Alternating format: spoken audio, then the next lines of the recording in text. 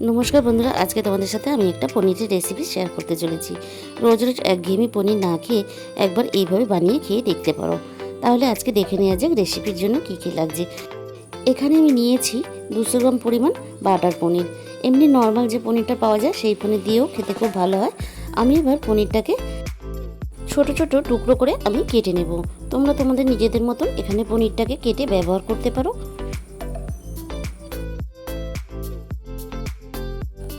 আমার এখানে পুরো পনিরটা কাটা হয়ে গেছে।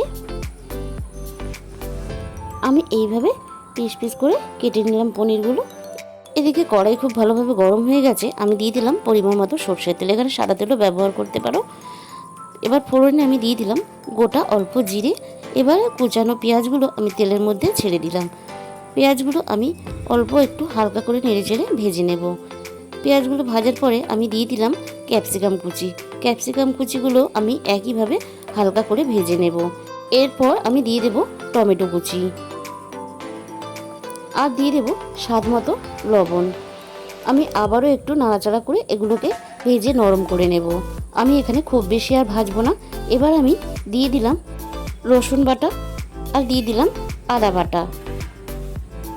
আদা রসুনটা আমি একসঙ্গে আবারও খুব ভালোভাবে ভেজে কষিয়ে নেব, কাঁচা গন্ধটা চলে যাওয়া পর্যন্ত। সব কিছু আমার খুব ভালোভাবে কষানো হয়ে গেছে।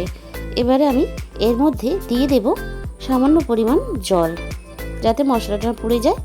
দিয়ে দিলাম হাফ চামচ হলুদ গুঁড়ো আর হাফ চামচ ঝাল লঙ্কার গুঁড়ো আর রঙের জন্য হাফ চামচ কাশ্মীরি লঙ্কার গুঁড়ো আর দিয়ে দিলাম হাফ চামচ জিরের গুঁড়ো, হাফ চামচ ধনের গুঁড়ো।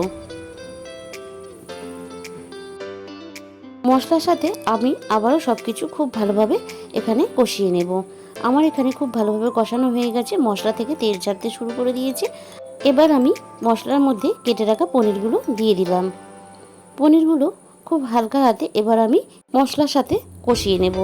এখানে খুব বেশি নাড়াচাড়া করা যাবে না, হালকা হাতে এইভাবে কষিয়ে নিতে হবে, তা না হলে পনিরটা ভেঙে যাবে। আর যেহেতু এটা বাটার পনির, তাই আমি এখানে ভেজে ব্যবহার করলাম না। আমার এখানে খুব ভালোভাবে কষানো হয়ে গেছে। এবার আমি দিয়ে দিলাম জল, মাঝারি সাইজ বাটির 1 বাটি জল। এবার সব কিছু জল দেওয়ার পরে খুব ভালোভাবে হালকা হাতে আমি এইভাবে আবারও মিশিয়ে দিয়ে মিনিট 5 ফুটতে দেবো। এবারে আমি একটা পেস্ট বানিয়ে নেব। আমি দিয়ে দিলাম কিছুটা কাজু বাদাম আর দিয়ে দিলাম 2 চামচ পরিমাণ চার মগজ।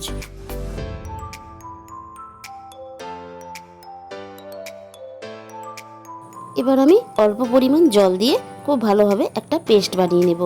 পেস্ট বানানোর পরে আমি এটাকে তার সরাসরি তরকারির মধ্যে দিয়ে দিলাম।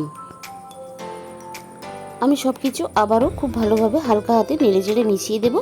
সব শেষে আমি এখানে দিয়ে দিলাম হাফ চামচ পরিমাণ গরম মশলার গুঁড়ো আর 1 মুঠো ধনে পাতা কুচি। আবারও আমি খুব ভালোভাবে হালকা হাতে নেড়ে চেড়ে সব কিছু মিশিয়ে নিলাম। এখানে আমার তৈরি হয়ে গেল মাসালা পনির কষা। আজকের রেসিপিটা তোমরা একবার হলেও বানিয়ে খেয়ে দেখতে পারো, খুবই ভালো লাগে। তাহলে আজকে এই পর্যন্ত। আজকের রেসিপিটা তোমাদের যদি ভালো লেগে থাকে অবশ্যই ভিডিওতে একটা লাইক করো ও প্রচুর শেয়ার করো। আর যে সমস্ত নতুন বন্ধুরা আমার চ্যানেলে নতুন এসেছো তাদের কাছে আমার অনুরোধ রইল চ্যানেলটাকে সাবস্ক্রাইব করে আমার পাশে থাকার জন্য।